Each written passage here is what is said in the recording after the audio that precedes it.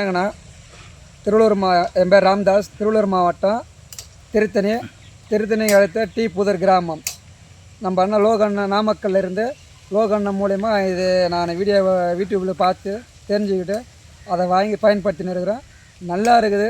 நம்ம மீன் கரைசல், புண்ணாக்கு கரைசல், இலை கரைசல், சாணப்பாசி கரைசல் இதெல்லாம் கலந்து கொடுத்தோம்னா நம்மளுக்கு மழை காலத்தில் மருந்து வைக்க முடியாது. களை கொத்திட்டு அது கலந்து இந்த மழை சீசன்லேயே மழை நின்று ஒரு 4 நாள் பொத்து மொண்டு ஊற்றின பிறகு புண்ணாக்கு கரைசலெல்லாம் துளுப்பெல்லாம் அவ்வளோ அருமையாக வந்தது. அரும்பும் நல்லா இருக்குது. மோர் கரைசலெல்லாம் அடிச்சோம்னா பொலிச்சியாக இருக்க நல்லா நடக்குது. துளிர் வந்து ஏழை சைனிங் நல்லா இருக்குது, அருமையாக இருக்குது. அந்த மாதிரி இருந்தால் பூக்கள் வந்து அதிகமாக இருக்கும், பொலிச்சியாக இருக்க நல்லா நடக்கும். மண்ணில் இருக்கிற சத்தெல்லாம் எடுத்து கொடுக்கும். சாணப்பாசி கரைசல் இலை பூமியில் இருக்கிற சத்து நல்லா எடுத்து கொடுத்தோன்னா செடி வந்து அருமையாக இருக்குது. பார்க்கலாம். செலவு பண்ணாலும் மருந்து வச்சாலும் இவ்வளோ அரும்பு துளுப்பு வர்றது நான் பார்க்கல. இந்தளவு சாணப்பாசி கரைசல், புண்ணாக்கு கரைசல், மீன் அமிலம் கொடுக்கறதுனால துளுப்பு வந்து களைகள் வந்து அதிகமாக இருக்குது. இந்த அளவுக்கு நான் வந்து எதிர்பார்க்கல. இந்த கிளையில் இருக்குது பாருங்கள். மேலே தான் 2 அரும்பு வரும், அதுக்கப்புறம் கீழே வராது. இதில் பாரு, மேலே கீழே, அதுக்கு கீழே அடுத்தடுத்து துளுப்பு வந்துனே இருக்குது. தண்ணி எந்த கலரில் மாறிடுச்சு அந்த இலைங்க போட்டு நல்லா அருமையாக இருக்குது.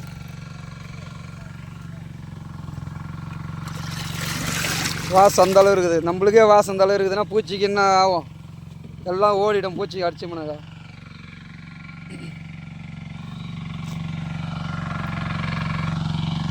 நம்ம எவ்வளோ கொடுக்குறோமோ சாணப்பாசி கரைசல் அந்த அளவுக்கு மண் வளம் மாறும். நல்லா பொதுன்னு ஆகும்.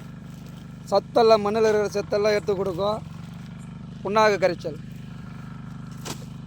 போட்டு இதோட 10 நாள் ஆச்சு, 13 நாள் ஆகுது. எடுத்து இன்னும் 2 நாளில் சாணப்பாசி கரைசல், புண்ணாக்கு கரைச்சல் எல்லாம் மீன் அமிலம் கொஞ்சம் கலந்து கொடுக்கணும்.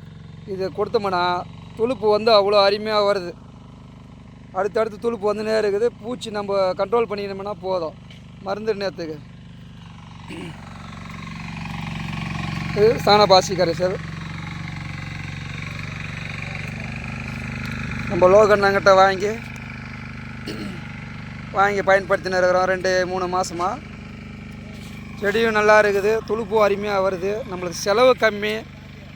நம்ம எவ்வளோ செலவு மிச்சப்படுத்துகிறோமோ அந்த அளவுக்கு செலவு நம்மளுக்கு பிரச்சனை கிடையாது. உரக்கடைக்கு போனாக்கா 10 ரூபா செலவு அதிகமாகும். இது செலவு கம்மி. நம்ம எவ்வளோ விவசாயத்தில் செலவு மிச்சப்படுத்துகிறோமோ அந்த அளவுக்கு நம்மளுக்கு வருமானம்.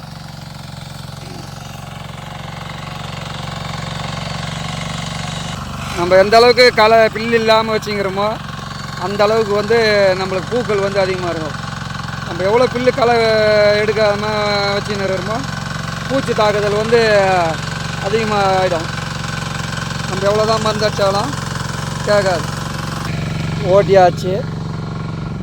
இன்னொரு 4 நாள் வெயில் காயிட்டுன்னு நல்லா க்ளீனாக ஓட்டிட்டோம்னா களை இது வந்து பிரச்சனை தேர்ந்தது.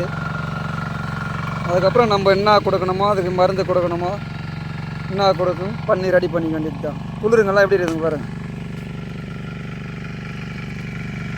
இந்த மாதிரி இந்த நேரத்தில் இந்த டைமில் பூ இந்த அளவுக்கு இதை 9 அரும்பு நல்லா எப்படி இருக்குது பாருங்கள், கட்டியிருக்குது.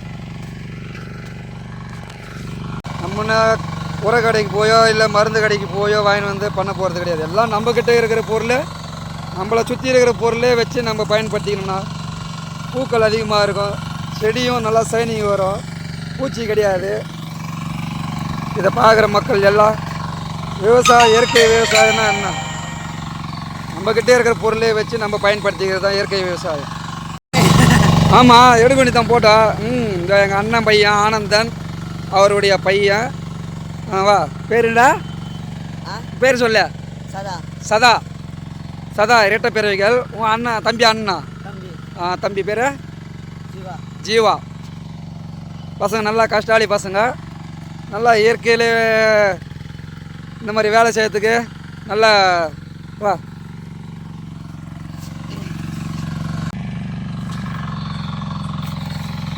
எண்ணெய் கரைசல் அடித்தேன். ஒரு 4 நாள் ஆயிடுச்சு. இன்றைக்கி பூச்சி விரட்டி அடிக்கணும் இலைக்கரசில்.